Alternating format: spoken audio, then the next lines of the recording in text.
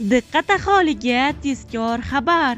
O'zgidromet agentligi 14 va 15 avgust kunlari kuzatiladigan ob-havo ma'lumotini e'lon qildi. O'zbekistonda anomal issiq qachon tugaydi? Videorolikni o'tkazib yubormasdan oxirigacha ko'ring. Assalomu alaykum hurmatli tomoshabin, kanalimizga xush kelibsiz. Agar kanalda yangi bo'lsangiz obuna bo'lishni, videoroliklarimizga esa like tugmachasini bosib qo'yishni unutmang. Alloh barchangizdan rozi bo'lsin. Diqqat qiling, O'zgidromet agentligi 14 va 15 avgust kunlari kuzatiladigan ob-havo ma'lumotini e'lon qildi. Unga ko'ra, Toshkent shahrida havo biroz bulutli bo'ladi. Yog'ingarchilik kutilmaydi. Shamol sharqdan 3-8 metr/sekund tezlikda esadi. 10-12 metr/sekundgacha kuchayishi, ayrim joylarda chang-to'zon bilan kuzatilishi mumkin. Harorat kechalari 24-26 daraja, kunduz kunlari 38-40 daraja bo'ladi. Qoraqalpog'iston Respublikasi va Xorazm viloyatida havo biroz bulutli bo'ladi. Ba'zi joylarda o'zgaruvchan bo'ladi. Yog'ingarchilik kutilmaydi. Shamol sharqdan 7-12 metr/sekund tezlikda esadi. Ba'zi joylarda 13-18 metr/sekundgacha kuchayishi, ayrim joylarda chang-to'zon bilan kuzatilishi mumkin. Harorat kechalari 20-25 daraja, kunduz kunlari 35-40 daraja bo'ladi. Buxoro va Navoiy viloyatlarida havo biroz bulutli bo'ladi. Yog'ingarchilik kutilmaydi. Shamol sharqdan 7-12 metr/sekund tezlikda esadi.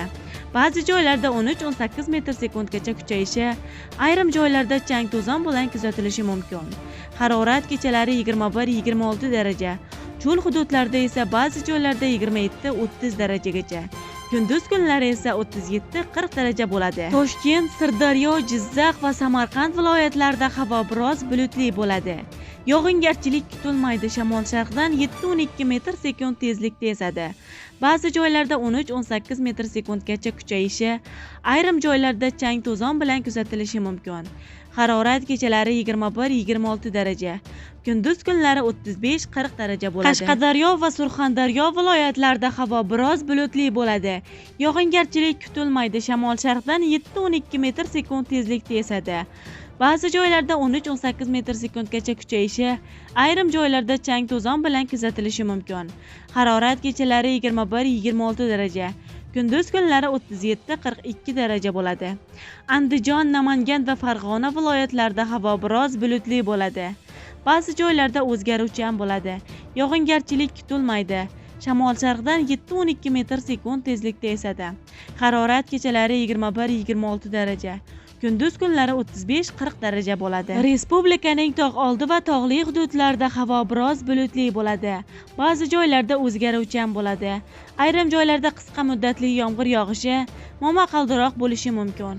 Shamol sharqdan 7-12 metr/sekund tezlikda esadi. Ba'zi joylarda 13-18 metr/sekundgacha kuchayishi mumkin.